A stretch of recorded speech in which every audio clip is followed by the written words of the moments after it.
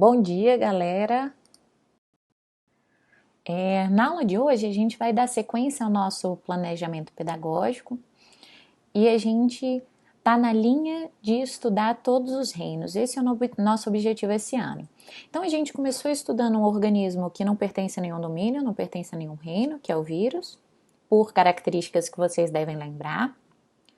Vimos reino Monera, que é o reino das bactérias, de organismos unicelulares procariontes, e na aula de hoje a gente vai ver sobre as características gerais do reino protista. Você deve ter reparado que na publicação de hoje foi junto uma foto da cópia que eu faria no quadro. Então, copia isso no seu caderno, porque vai fazer toda a diferença na hora de você acompanhar. Então, para você ver esse vídeo, você copiou, né? Então, copia. Vamos lá. Presta atenção na explicação, acompanhando com a cópia que você fez no seu caderno, que vai facilitar um pouco até para você perceber quais características que de fato são importantes. Quando a gente fala do reino protista, a gente vai falar do segundo reino dos 5 que a gente vai estudar até o final do ano, a gente está falando de um reino que, na verdade, é subdividido em 2 grandes grupos. Então tá aqui, você tem o reino protista, que é dividido em protozoários e dividido em algas. Ambos pertencem ao mesmo reino. Então, mais para frente, quando a gente puder aplicar a prova para vocês, ainda vai ter um pateta que vai me falar que alga é planta. Alga não é planta. Se fosse planta, a gente ia estudar lá no reino Plantae. Então, para nós aqui, segundo a classificação de 5 reinos que a gente está trabalhando em sala de aula, as algas são protistas, não são plantas. Beleza. Então, existem características que tanto os protozoários como as algas compartilham, o fato de serem eucariontes. Essa característica já é bastante diferente quando a gente compara em relação ao reino Monera. Então, os protozoários, eles são eucariontes, ok, senão não pertenceriam ao reino protista. São unicelulares, formados por uma única célula, e eles são, em geral, heterótrofos, ou seja, se alimentam de outros seres vivos, como eu vou mostrar para vocês. Já as algas, elas também são eucariontes, ok? Mas elas podem ser tanto unicelulares, formados por uma única célula, quanto pluricelulares, formados por milhares delas. E a característica mais marcante que eu quero que vocês guardem das algas é o fato delas serem autótrofas, fotossintetizantes. Significa dizer que ela autoproduz o próprio alimento por meio da fotossíntese. O primeiro grupo que a gente vai estudar agora é o grupo dos protozoários. E os protozoários, eles podem ser classificados, como está lá na sua cópia do caderno, quanto à forma de locomoção, em 4 grupos. Aqueles são chamados de risópodes, os ciliados, os flagelados e os esporozoários. Então vamos lá. Em relação ao reino protista, a gente fala todos são eucariontes, tudo bem, mas eu quero que vocês lembrem que o único dos 5 reinos que a gente estudou que tem organismos procariontes é o reino Monera. Só que o que a gente geralmente não pensa é a maior parte dos eucariontes que vivem no nosso planeta são unicelulares. Muitos me perguntam, professora, só as bactérias que são unicelulares? Se são unicelulares, são procariontes? Não, a maior parte dos eucariontes, na verdade, numericamente, é formada de organismos unicelulares. Nessa imagem, a gente vê um cladograma, que é aquele que conta a história evolutiva, que nas aulas mais para frente eu vou explicar exatamente como montar um. Mas mostra em amarelo aqui todos aqueles integrantes do reino protista. Quem não é protista nessa figura? As plantas, os fungos e os animais, que são os nossos próximos reinos. Beleza.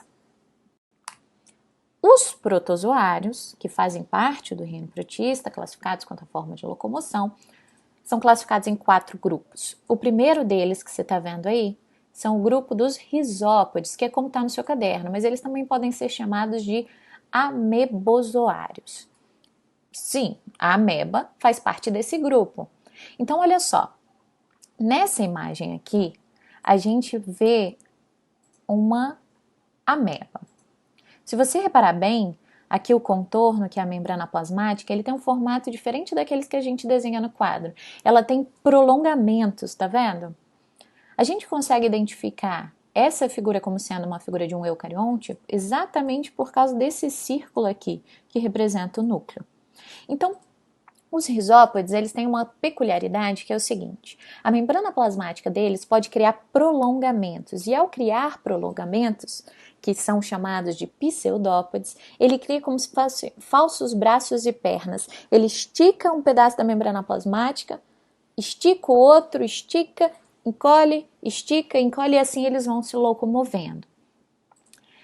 Existem representantes rizópodes que são parasitas e causam doenças aos seres humanos, como é o caso do causador de uma doença chamada de amebíase, que a gente vai falar mais pra frente. Só que eu queria mostrar para vocês uma ameba em ação. Então, olha esse vídeo que bacana. Esse vídeo mostra uma ameba criando prolongamentos da membrana plasmática, criando falsos braços, que são os pseudópodes, e aprisionando um outro protozoário, um protozoário ciliado que eu vou mostrar para vocês. Para que essa ameba está aprisionando esse protozoário? Não falei que os protozoários em geral são heterótrofos? Então é assim que ele se alimenta. Ele se locomove por meio dos pseudópodes, mas ele também captura alimento por meio desses pseudópodes. Ele vai fechando o cerco nesse ciliado e aí ele se alimenta dele. O segundo grupo que eu queria falar para vocês é dos protozoários flagelados. Os protozoários flagelados, o nome diz, ele tem flagelo. Então, olha só, nessas imagens aqui, a gente vê os flagelos, olha só. É como se fosse uma cauda. E eles são móveis, então eles vão girar ou ondular e assim ele vai se deslocando de um lado para o outro. A gente tem exemplos parasitas como essas duas figuras. Essa figura aqui de cima representa um tripanossoma, que causa uma doença extremamente famosa, que a gente vai falar mais para frente, que é a doença de Chagas. E este outro causa uma doença sexualmente transmissível, que é o Trichomonas vaginalis, que é um parasita também.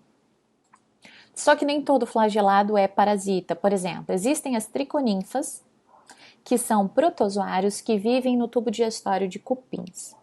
E para que elas ficam lá? Bom, assim como a gente tem uma relação simbiótica com a nossa microbiota, os cupins têm uma relação simbiótica com esses protozoários chamados de triconinfa. Porque os cupins eles se alimentam essencialmente de planta. E as células das plantas têm um envoltório externo, a membrana plasmática, rígido, que é formado de celulose. E nem todo ser vivo consegue quebrar essa celulose. Então, para os cupins conseguirem de fato retirar nutrientes dessa planta que ele consumiu, ele precisa das triconinfas quebrando a celulose. Então, ambas saem ganhando dessa relação. Os cupins porque conseguem acessar o alimento e a triconinfa ganha parte desse alimento em troca. Um outro grupo de protozoários são os ciliados. Repara nessa imagem, fica bastante claro que existem como se fossem mini pelos, vários cílios ao redor da membrana plasmática. E esses cílios ajudam na locomoção e na captura de alimento. Por isso que eles são chamados de ciliados. Olha esse vídeo. Nesse vídeo, a gente consegue ver exatamente isso. Vários ciliados deslocando de um lado para o outro ao movimentar os cílios. Olha só, ele vai dar um zoom e vai ficar bem mais claro, tá vendo? Vários cílios móveis que ajudam na locomoção desses seres vivos. Se você observar de fato essa imagem feita a microscópio, existem várias estruturas dentro da célula. Isso ajuda a te indicar que é um eucarionte. Então, se você reparar bem, olha aqui o núcleo. Olha aqui várias estruturas tornando esta célula uma célula complexa. Então, se eu colocasse uma figura como essa na prova, você conseguiria dizer para mim que não pertence ao reino Monera, porque é uma célula eucarionte. O quarto grupo de protozoários são os esporozoários.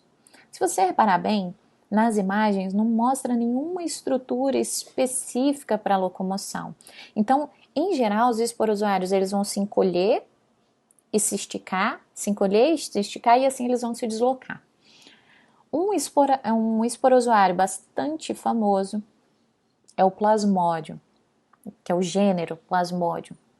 Ele causa uma doença chamada de malária, que é uma doença bastante perigosa, e a gente vai falar também na aula sobre protozooses.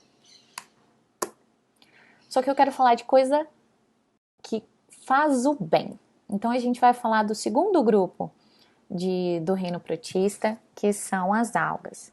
Sim, lógico, existem protozoários que não causam doenças, existem protozoários que são extremamente importantes para o funcionamento do planeta, mas o impacto desses protistas aqui é muito, muito, muito grande e a gente precisa falar sobre eles. As algas, então, pertencem ao reino plantista. A alga não é planta. As algas, elas podem ser formadas de uma única célula ou elas podem ser formadas de várias, como aquelas que vocês veem na praia e que eu espero que em breve a gente consiga ver novamente, ao vivo. Só que a característica mais marcante das algas é o fato delas serem autótrofas, significa que elas autoproduzem o próprio alimento. Só que elas produzem o próprio alimento por meio de um processo específico chamado de fotossíntese. Na fotossíntese, você tem não só a produção de glicose, que é a base de cadeia alimentar, como o oxigênio. Então, as algas, elas são responsáveis por fazer mais de 70% de toda a fotossíntese realizada no planeta. Então, tem gente até hoje que fala: a Amazônia é o pulmão do mundo. Talvez vocês lembrem que quando teve o incêndio lá na Amazônia, dias e dias e dias, que a gente perdeu vários quilômetros quadrados de floresta, existiam pessoas, jornalistas, que querendo fazer o bem, falavam: a gente tem que proteger o pulmão do mundo. Não passe esse tipo de vergonha, por favor. A Amazônia não é o pulmão do mundo. Quem faz a maior parte da fotossíntese no planeta são as algas. Então, se a gente tivesse que escolher um local, um espaço físico para ser o pulmão do mundo, esse local não seria a Amazônia, seria o oceano. Ah, então a professora disse que tudo bem queimar a Amazônia. Eu não disse isso, essa foi a interpretação sua. Porque a Amazônia ela tem um importante impacto no regime de chuva, no controle do ecossistema. Então, ela é extremamente importante e a gente tem que proteger a Amazônia, mas não pela razão de produção de oxigênio. Bom, as algas que são microscópicas, elas são chamadas de fitoplânctons, e elas que de fato são as maiores responsáveis pela fotossíntese. Mas existem algas macroscópicas, aquelas que a gente consegue enxergar a olho nu, que são os chamados de fitobêntons, em geral fixas no solo marinho e flutuando partes do corpo até chegar na região fótica, na região que tem luz. E as algas, elas podem ser, na verdade, classificadas em dois grupos, aquelas que são unicelulares, formadas por uma única célula, e aquelas que são pluricelulares, formadas por milhares delas. As bacilariófitas, elas são unicelulares, então elas são vistas apenas a microscópio, elas também são chamadas de diatomáceas. Uma curiosidade bacana da gente falar sobre as bacilariófitas é que elas têm uma parede celular, lembra disso, né? Que a gente falou lá na aula de reino Monera. Um envoltório externo à membrana plasmática, que é rígido, é chamado de parede celular. No caso das bacilariófitas, essa parede celular é feita de sílica. Depois você dá um Google aí nesse nome e você vai perceber que é um composto transparente. E aí, vistas a microscópio, elas parecem pequenas caixinhas de vidro com formatos bastante variados. E essa parede celular ela é extremamente resistente. Então, olha só, elas suportam pressão de 1,4 milhão de quilogramas por metro quadrado. Então, é uma resistência muito grande. Outro grupo de algas unicelulares formados por uma única célula são as chamadas de pirrófitas, também chamadas de dinoflagelados. Vocês já ouviram falar na palavra pirotecnia? Que são, por exemplo, os fogos de artifício, são acrobacias que usam fogo. As algas pirrófitas, elas são chamadas assim pela mesma razão das pirotecnias serem chamadas de pirotecnias. Esse prefixo remete ao fogo, não porque elas produzem fogo, mas porque, olha essa imagem que tem milhões, trilhões de algas pirrófitas nessa água. Ela fica parecendo fogo, é por isso que ela é chamada assim. E eu vou falar sobre esse fenômeno, mas só pensa, se elas são unicelulares e eu estou vendo uma população de um helicóptero, imagina a quantidade de algas que não tem nesse pedacinho de oceano. Essas algas pirrófitas, elas causam uma condição chamada de maré vermelha. E a maré vermelha, vista de dia, é chamada assim porque ela é vermelha, mas vista de noite, ela brilha. Então, olha só. Isso foi visto lá em San Diego, na Califórnia. Você consegue observar que o mar ele fica brilhando de noite. Isso porque essas algas pirrófitas, os dinoflagelados, eles têm a capacidade de produzir luz própria. Então são bioluminescentes, fontes primárias de luz. E essa luz é produzida por meio de reações químicas, criando esse espetáculo na Terra. Só que não é muito aconselhado você entrar na água, porque essas algas elas são capazes de produzir uma toxina que causa alguns problemas, como eu vou falar para vocês. As algas chamadas de euglenófitas também são unicelulares. Elas têm flagelo, como aqueles protozoários flagelados, e ajudam bastante na produção de fotossíntese. As clorófitas são as primeiras algas pluricelulares que eu quero falar para vocês. E elas, a gente acredita que sejam parentes muito próximos daqueles organismos que deram origem às plantas terrestres. Então, do ponto de vista evolutivo, as clorófitas e as plantas, elas estão muito, muito, muito próximas umas das outras. E as clorófitas também são chamadas de algas verdes. As rodófitas, na minha opinião, as algas mais gostosas que a gente tem disponível. As rodófitas também são chamadas de algas vermelhas e elas que formam o nori ou nori, que a gente come envolvendo o sushi, que a gente come principalmente na culinária japonesa. Então repara, não é porque o nome é alga vermelha que necessariamente ela é vermelha. No caso do nori é um verde bastante escuro, quase preto. Então não se engane pelo nome popular de algumas algas. As feófitas são chamadas de algas pardas. E essas algas são também pluricelulares e elas criam esses cenários. Por exemplo, os kelps são algas gigantes, algas que se fixam no fundo do assoalho oceânico e se estendem até a superfície. Então são algas bastante grandes, chegando a 60 metros de comprimento. E elas conseguem flutuar porque entre as células existe reserva de gás, existe reserva de ar, e assim elas flutuam como um balão flutuando em cima da piscina. Então, aqui tem um resuminho daquilo que eu disse. As clorofícias também são chamadas de clorófitas. As feofícias também chamadas de feófitas. As rodofícias também chamadas de rodófitas. Essas três aqui são pluricelulares, são macroscópicas. As bacilariófitas, também chamadas de bacilariofícias, as dinofícias, também chamadas de pirrófitas, e as euglenofícias, também chamadas de euglenófitas, são unicelulares. Então vamos lá, vamos ver se você prestou atenção. A maré vermelha, ela é causada por algas vermelhas? Existe algo dentro de você que está querendo responder que sim. Só que cuidado, falei para vocês que algas vermelhas As rodófitas, elas são macroscópicas, e quem causa a maré vermelha, aquela fotografia que eu mostrei, são algas unicelulares, são as pirrófitas, são os dinoflagelados. Então, muito cuidado com essas afirmações, porque às vezes o nome popular, ele confunde a gente. Muita atenção com alguns nomes científicos, com alguns nomes populares.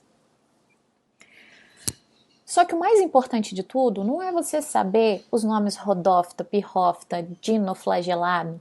O mais importante você saber é por que isso é importante. Então, o principal papel ecológico que as algas têm é o fato delas fazerem a maior parte da fotossíntese do planeta. Então, lembra, sem alga não tem vida no planeta como a gente conhece. E as algas vivem, em geral, no oceano. Então, a gente tem que proteger o ambiente dessas algas para a gente conseguir proteger a nossa manutenção no planeta, a nossa vida. Elas são base de cadeia alimentar, então, além delas produzirem a maior parte do ar que a gente respira, elas que alimentam os peixes que sustentam muitas e muitas e muitas populações de animais e muitas populações de seres humanos também. Só que nem tudo são flores e às vezes o excesso de algum organismo pode causar problemas. Poxa, professora, mas o excesso de algas pode causar problemas? Pode. A floração de algas acontece quando a gente tem um crescimento rápido na quantidade de algas em algum corpo d'água. Essa fotografia aqui é em Brasília, lá na Ponte do Bragueto, aquela que vai em direção ao Lago Norte. Olha, a água tá verde. E a água tá verde, você consegue ver como se fossem placas de algas boiando nessa água, porque tem alga demais. E são algas unicelulares, você não veria se elas tivessem em quantidades normais. E por que isso acontece? Bom, quando a gente derrama esgoto, quando a gente derrama lixo orgânico nesses corpos d'água, aquilo que controlava o tamanho da população não controla mais. Então, em geral, tem poucos nutrientes na água. E isso deixa a população de algas controlada. Quando a gente aumenta demais a quantidade de nutrientes, a quantidade de algas aumenta muito, porque elas são unicelulares, elas reproduzem muito rápido. Isso pode causar vários problemas. Por exemplo, a eutrofização, um problema que talvez vocês já tenham estudado, que é causado quando aumenta muito o nutriente orgânico, aumenta demais a quantidade de algas numa água. Só que as algas, elas têm um ciclo de vida muito rápido, então elas vão morrer e os decompositores que se alimentam de organismos mortos vão aumentar em quantidade. Quando os decompositores aumentam em quantidade, eles aumentam demais o consumo de oxigênio na água. Então, a quantidade de oxigênio que tem na água despeca. E isso causa zonas mortas, zonas em que seres vivos não conseguem sobreviver. Outro problema causado por floração de algas, mas é por floração de algas pirrófitas, é a chamada de maré vermelha, que na minha opinião são fotografias lindas, maravilhosas, mas a gente tem que tomar cuidado, porque as algas pirrófitas, elas liberam toxinas na água. Em geral, não causa problema nenhum, porque a quantidade de algas está controlada. Mas quando a quantidade de algas aumenta demais, a quantidade de toxinas na água aumenta também. Então, quando tem fenômenos de maré vermelha e pescadores pescam peixes nessa região, não é aconselhado a gente consumir os peixes ou frutos do mar como mariscos, como lagostas, porque eles podem ter acumulado toxinas e pode causar problemas digestórios para nós. Não tenho notícia, não tenho conhecimento de mortes causadas por ingestão de toxinas. E uma coisa que vocês sempre me perguntam é se pode nadar. Bom, não é aconselhado porque tem toxinas, então pode causar danos à sua pele, mas até onde eu sei, não é mortal. Galera, essa era a nossa aula de hoje sobre as características do reino protista. Eu espero que vocês estejam estudando. A gente vai voltar às aulas com certeza, mas a gente ainda não sabe quando. Então, estuda. Estuda, porque é o estudo que tira a gente do buraco. Beijo. Próxima aula a gente fala de protozooses, doenças causadas por protozoários.